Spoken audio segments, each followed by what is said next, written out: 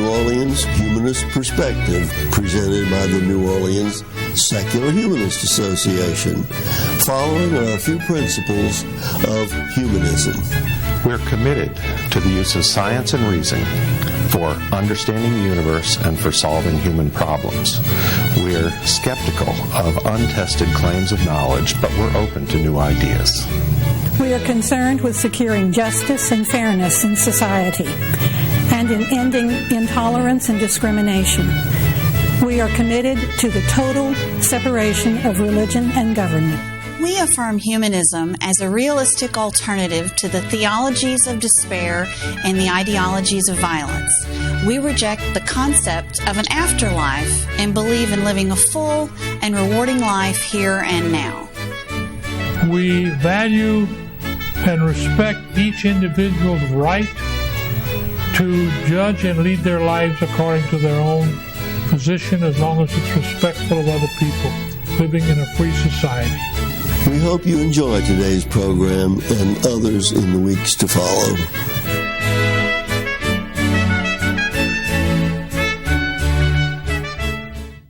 Hello, and welcome to another edition of the New Orleans Humanist Perspective. My name is Charlotte Clausen, President of the Board of Directors for the New Orleans Secular Humanist Association, which is the sponsor of this program, and I'm happy to be your host for today's show. If you'd like to know more about NOSHA, please go to our website, www.nosha.info, and you'll find out more about secular humanism and our organization. I'd like to welcome our guests, Chrissy James and Kate Reynolds with NOLA Grannies. And I thought we would start out with you telling us a little bit about NOLA Grannies, what it is for our audience members who would not know, and just all the ins and outs of that and how you've gotten involved with it. The way that NOLA Grannies started was that in the summer of 2018, there were a group of grandmothers in upstate New York who were outraged at the zero tolerance policy in which families are being separated, asylum-seeking families are being separated at the border.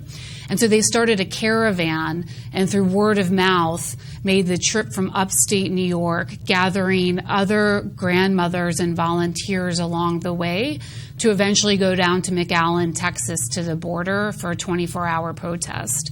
And so the word got out to a group of grandmothers in New Orleans who reached out to their friends who were also outraged by the separation of families. And so we went through this caravan with the National Grannies Respond organization, went down to McAllen, Texas for 24 hours to protest.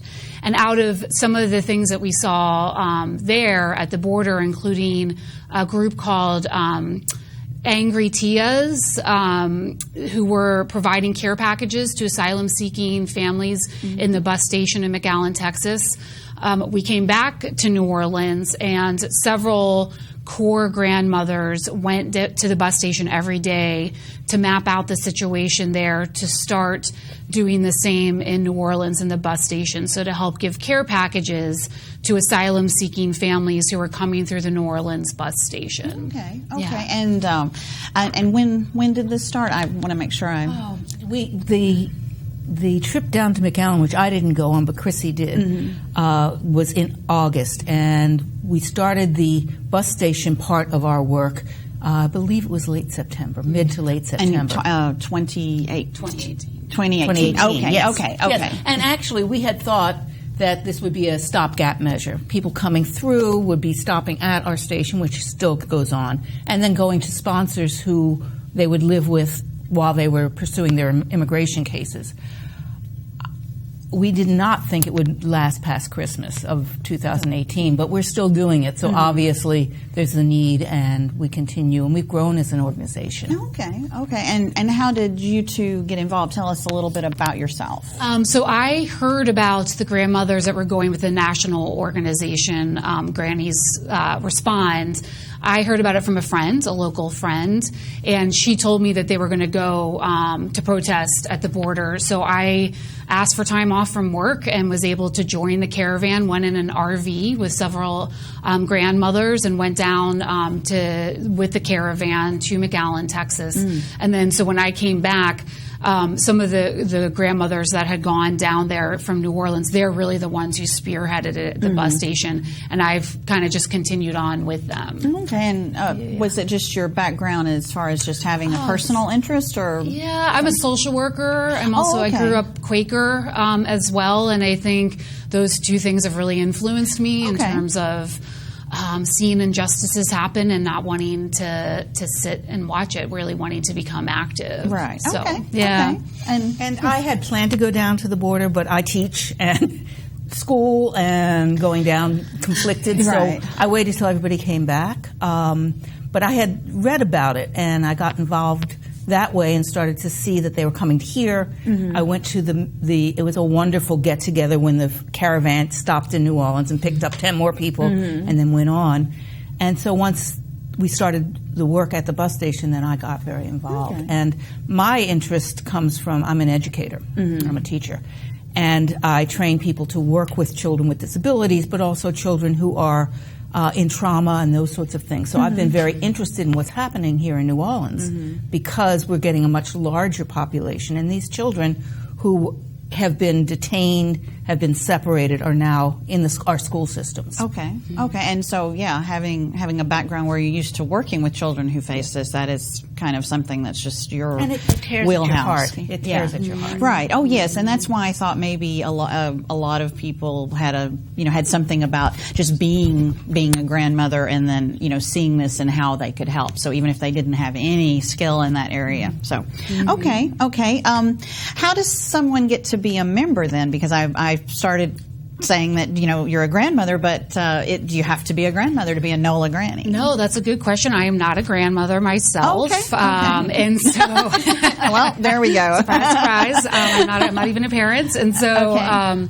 So yeah, it's really anyone is welcome to join. Another question we get is, do you have to speak Spanish in order to volunteer at the bus station or become involved? I know very little Spanish. We have greeters, volunteers at the bus station who speak no Spanish, and that's totally fine. All are welcome. So young and old, Spanish, no Spanish, everyone's welcome. Male and female. Male, female. So grandfathers. Grandfathers. I was thinking about that, are there NOLA, well, I guess a granny. Yes, right. That's true, because some people call their grandparents grands. Like they don't distinguish maybe between a grandmother or a grandfather. And that's why I thought, maybe that's just they sweep all, men and women under there. Yeah. Yeah. Okay. All that's required is compassion and wanting to help with this cause. A lot of our volunteers, although not all of them by any means, are retired and are kind of wanting to get involved and stay involved. Right. But as we said, I work full time, I'm still able to help out. So, yeah. Okay. Well, very cool. Now, you said you were part of a national network of grannies. How are you supported locally? I mean, I assume you're into that part of the organization now. Yes. And the national offices are in Beacon, New York, and our executive director, Catherine Kohler, is up there. We have a partnership with them. We are a 501c3 organization on our own, although the National Grannies Respond group is also. I believe currently there are 12 or 13 various bus station Grannies Respond groups, but there are many, many other ones. We have a board of directors here locally. We have a leadership team. Chrissy and I are both on the leadership team. And we probably have on our list maybe 300 volunteers. Not that happens all the time. Right. That was what I was about to ask, is how many people are associated with it, and maybe how many people are your core people. I'm just curious as far as an organization. Core people, I would say we probably have about 40. And that is the leadership team, the board of directors, and then what we have are greeters and lead greeters. I see, people who have a specific role and they're continuing. Each shift, there are 2 shifts a day, 7 days a week. My goodness. Yes. Okay. Each shift will have a lead greeter who brings all the materials, and I want to show you what we give out. This is a care package. We assemble these. They have water and things to eat, sanitary materials, high-protein snacks, those sorts of things. Right. We also give out diapers and clothing and fresh fruit. Trader Joe's donates fruit to us every week, so we pick that up and we give those things out. Toys for children. Always which are very popular. And so basically, one of the people picks all that up from our storage unit, brings it to the station early in the morning or later at night, and then meets the other greeters who then work the station and work with the folks coming in. Okay. Well, then, if you have 2 shifts, then you obviously know that you're getting people at a certain time. I was just, And that was several of the core grandmothers who really spearheaded this at the bus station in New Orleans, did tons of research, went to the bus station every day for several weeks to see what the patterns were, and were able to find out there's 2 buses that come in from Houston every morning, 2 that come from Houston every night, and those are the buses that are carrying the asylum-seeking families. And so did all that research and then found, how many greeters we might need, what we might want to give to the travelers. So, a lot of research went into it. And the way that it works is we have a production team. And each week they go and they make these care kits up. And so at the time when we had the most people coming through, they were making about 700 of these a week. Oh, my goodness. So we were seeing 700 to 800 people. And we give them to anyone in the family. So children, so they can get back on the bus and have something with them. Right. So that happens every Monday. So we have volunteers that go to the station, but we also have volunteers who make these kits up. And you said 700 to 800 a week or a day? A week. A week. Oh, okay. Now, we don't have that anymore. Oh, okay. It's shifted quite a bit because of the stay in Mexico, or the MPP. Which stands for? The Mexico Protection Plan. Of course, it's not very protective because it keeps people on the other side of the border. Right, okay. So that reduced the numbers significantly. There are about 50,000 people sitting on the other side of the border. Who have sponsors, who used to come through and go to their sponsors and do everything in the country. Now they have to stay on the other side. So we've gone down to a trickle. And there are times that there's nobody. I see. So y'all show up, and then for some reason there's not anybody on that particular bus that it would be. Because we're really the first. When people leave Mexico, especially the Rio Grande Valley, we're the first group that they will meet, and so we don't know who's coming and who isn't. As soon as we find out, then we let the people down the road know. Basically, it's called the Overground Railroad. And there are probably about 40 different stops on it. And so there are groups all over. We have a group in Mobile. We have a group in Atlanta. Charlotte has a great group. New York. A lot of our new people are going to Portland, Maine, and they're African. They're not from the Northern Triangle. Right. So we communicate on a several times a day basis to say so and so is coming. They need this. Can you help them? They need to see a doctor. They need medicine. So this is just a huge production. I mean, you seem like the organization here has a large production, and then when you put it on the level of networking with other cities, that just turns it into just a whole industry almost. It is. Okay. And you've mentioned where the travelers come from. Are they? Can you say a little bit about are they on their own, individuals and families? What are they like? Initially, when we started this in 2018, it was majority from Central America, so majority Honduras, Nicaragua, Guatemala, Cuba. And oftentimes it's one parent with their children because they have been separated, or maybe it's just one. I actually don't want to speak too much to that.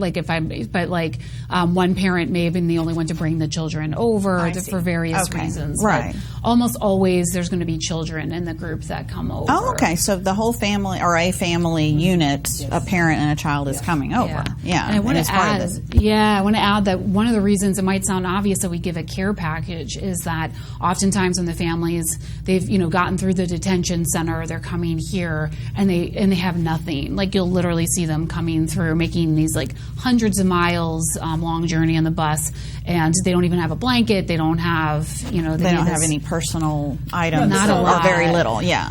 It's taken away. Confiscated. Mm-hmm. Yeah. And, some of the stations give out shoelaces because in detention they're taken away. Right, from a standpoint of, whatever they see as that they would take it away. What do you hear from them? What are their comments? I spoke to a family, I guess it was about a week ago, and they had, it's interesting because they were let out of detention. Some of the people earlier in our work came directly from the border. Now we're seeing a lot of people who have now been released from detention centers. Louisiana has about 8, and I may be wrong, there may be more. The latest count was we have about 9,000 people in detention. Okay. In Louisiana. Oh, but some of these people are coming from those, have been released to their sponsors. Sponsors are usually family, though anyone can be a sponsor. You just have to make sure that you support these people. Right. And this family I was talking to was sort of a conglomerate. Some of them were related, but then other ones had been in detention. And they were in detention for 5 or 6 months. Different kinds of detention. One is called the Icebox Hilera, which is basically a place that they take them, which is 55 degrees. They take all their belongings away. They give them Mylar blankets, and they're there for 3 or 4 days. But some of them tell me they've been there for a month and then sent to a detention center. And so they have to get bond or parole monies, and that can be up to. They have to. It's treated like it is. It's like you are they are incarcerated. Prisons. They are incarcerated. Okay. The family that I was talking to, I asked, there were several adults how much they had to bond out, and they said one woman was $30,000, another was $10,000. So somebody's, being able to do this. So these are the lucky people we see. And $10,000. Right? Yes, $10,000. Really? $10,000. Now they go to bond, they put up collateral, but that's their sponsor. I see. Okay. So everyone there, when they're on the other side of the border, they know they have sponsors. And a kidnapping on the other side of the border right now is a big problem. Oh, my goodness. They report to the border control. They ask for asylum. They get a credible fear hearing. But around those border control facilities are the kidnappers. And so they know that these people have money. I see. And they'll kidnap and they'll try to get the money. See. So yes. it's a terrible situation. Oh my goodness! Because you're right. They become a target, and it's easy for them to just do that. Yeah. And there was one granny volunteer recently who said that she spoke with a father who was at the New Orleans bus station with his 14-year-old daughter, and they had seen a teenage girl around his daughter's age just taken from her father by presumably a gang, and just was kidnapped in front of their faces at the border. And this traveler was telling the granny at the bus station how horrifying it was and how lucky he felt that the same hadn't happened to his daughter. It's just awful. Oh my goodness, that must be hugely frightening and just horrible to hear that that's the condition. Before we went further, just quickly, I know you have some materials, and I knew that since we were talking about the station, I didn't want us to miss that, because just for people to see what you also do there. Yeah. Our Greyhound station is very different from others. We are a municipal station. It's Union Station, so we have Greyhound, the Megabus, and then the Amtrak. Oh, I see. So it's very large. If you've never been there, it's a beautiful 1940s building. I actually have. It is very beautiful. It's gorgeous with murals. So we have various people. We try to run 2 to 3 volunteers each shift. 3 is perfect for the morning. And we stand in different places. And as people come off, we hold signs like this. And it says, for free, we have these sorts of things. Bocadillas, we have snacks. We have juice. We have agua. We have water. We have juguetes. We have toys for children. Pañales, or diapers. So they get to see this. I will usually ask, my Spanish is limited, unlike some of the other grannies, but I'll usually say, are you an asylum seeker? Can we help you? And then it's up to them. If they want our services, great. If they don't, that's fine too. Okay. And when they sit down, we have one area that we bring everything in, and we start handing things out. I'll ask if they need help with their tickets. and they'll tell me, well, I'm going to, for example, Maryland. Okay. I'm going to Silver Spring. So I give them a map. And the map basically shows everything, and I'll draw on it. And I'll say, here's where you have to change if they show me their tickets. Oh, okay. Here's where you have to change to such and such a bus, number so-and-so. And I'll ask, are there any special needs? Do you have anything that you need when you get there? Well, I'd like to have some information about lawyers, immigration lawyers, or I need to see a doctor. And so I'll call ahead, and we'll go get that from the greeters, and we'll call ahead and see what we can arrange. For example, in Silver Spring, Maryland, there is an OBGYN who gives her services. Right. And so she'll be at the station when a pregnant woman shows up to live in that area. Wow, so it's really pretty I cool. mean, the detail on that part is what's just astonishing to be able to keep up with that. And you had mentioned your T-shirt. I just want to make sure we got a It's view of that. Abuelas Responden, so Grannies Respond. That's the national organization. Oh, okay. Abuelas Respond, and then Grannies Respond. Okay. Right. Yes. So these are our colors. And we have your logo. We put your logo up just because you have something local here, just specifically. NOLA Grannies on it. NOLA Grannies, yes. Yeah. Oh, wonderful. Okay, great. Yeah, that's neat. I just wanted to make sure we did that. Thank you. Just because that's important to kind of give some branding here for people to see what you're doing. Well, then we've talked about them waiting in Mexico, Remain in Mexico program. That's what you were meaning there. What were the conditions like at the border? I assume, I guess, have they changed from your first visit? Or would you say there's a very similar situation going on at the border? I specifically, I don't know if I feel qualified to speak to that. I know that, from what we've heard, the Remain in policy, people aren't even able to get through to go through the asylum seeking process. I see, okay. So, as bad as things were before when we were greeting asylum seekers, at least they had the opportunity to get into the U.S. to make their asylum case, and now they're not able to. They're just being stuck in these horrible conditions at the border in Mexico. So in that way, it's changed. But there are several groups down there that we coordinate with. One is the Brownsville group, and the fellow who's put that together, Sergio Cordova, has volunteers who come down and they make meals for 600 people. And they trek them in carriages and wagons across the border, feed everybody. They also have a school going on. So they have some teachers. So if you volunteer, he'll set you up to be able to do that. Our executive director in Beacon, Catherine Cole, went down and we talked quite a bit afterwards. And she said it was really a wonderful experience, but getting there is just so, so sad to go across the border where you can freely come in and out. And and move back and forth. One of the things that is happening that she was telling me about is that the population of immigrants is changing. We're getting a lot more of people from Africa who do not speak Spanish particularly. We get English speakers, French speakers from the Ivory Coast and some of the other, the Democratic Republic of Congo, and then Portuguese speakers from Angola. Okay. And so we're having to deal with all that, and their situations are very different. I spoke to one of the people who was an English speaker. He said he came from Africa to I believe he said he went to Bolivia, Peru, then up through, Central America to get to the border, and then was held in detention for 7 months. Oh, wow. Okay. And that comment you're making, Kate, makes me think one of our perspectives here has been not to pity these travelers that are coming, to actually just how much respect and admiration we have for the travelers coming through, the sacrifices they've had to make to leave their country to come here, is just the strength that takes, and bringing your children with you. Just, we have the utmost respect for it. And I think besides giving the care packages, which is a tangible thing to give, I really feel that just showing kindness, being here and smiling at people as they come through. There's this shift sometimes you see with the travelers where at first they're confused about what we're doing and why we're helping, which for good reason, because they've probably had a lot of situations where people are pretending to help and they weren't. And then there's this shift that we often see where they find, it dawns on them they're just here to be kind and to be helpful. And I get chills when I think about it, just that being able to smile and give kindness. My guess, my hope is that goes a long way beyond just the tangible things we give. Okay. Yeah.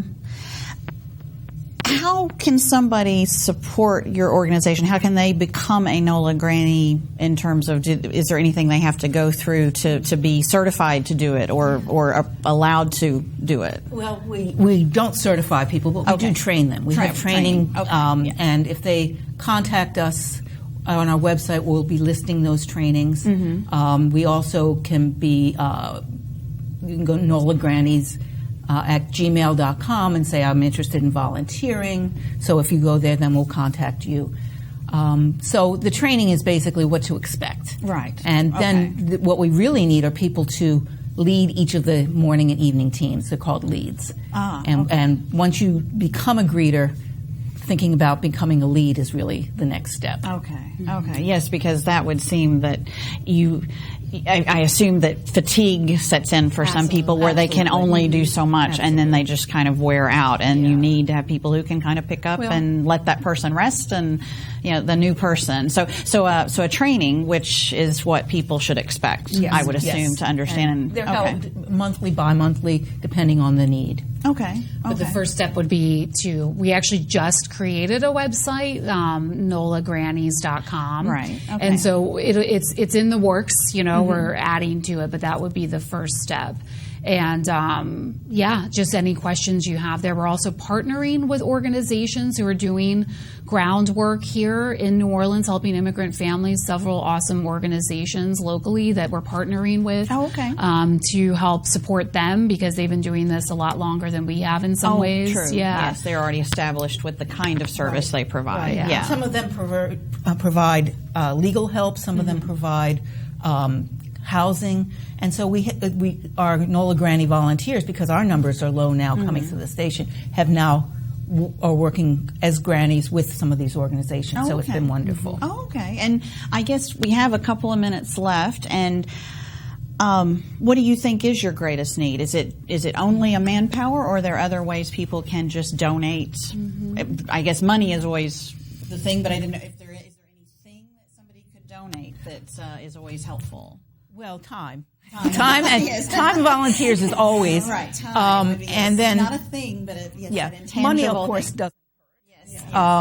And we have a PayPal account, and they can get to that through our website.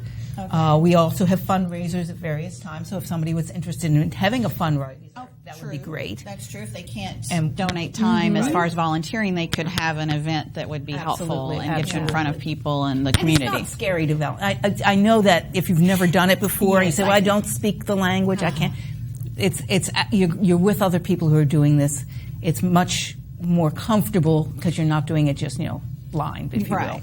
Right. And we'd be remiss in not thanking our incredible volunteers. You mentioned it being tiring over time, the people that continue to sign up to be leads, who continue to donate their time, the energy that they bring, the enthusiasm, the kindness. Our volunteers are incredible. that is wonderful. Are many of them just first-time volunteers? Do they not do anything out of during their life? Not having that experience. I have talked to them when I train, and they are. And so it gives you such a sense of, I'm doing something in a situation that needs to be addressed. I'm being active and proactive. Right. Well, that is wonderful. This has been very interesting, and I appreciate you coming, and thank you for joining us, and we'll hope to see you on another episode of NOSHA.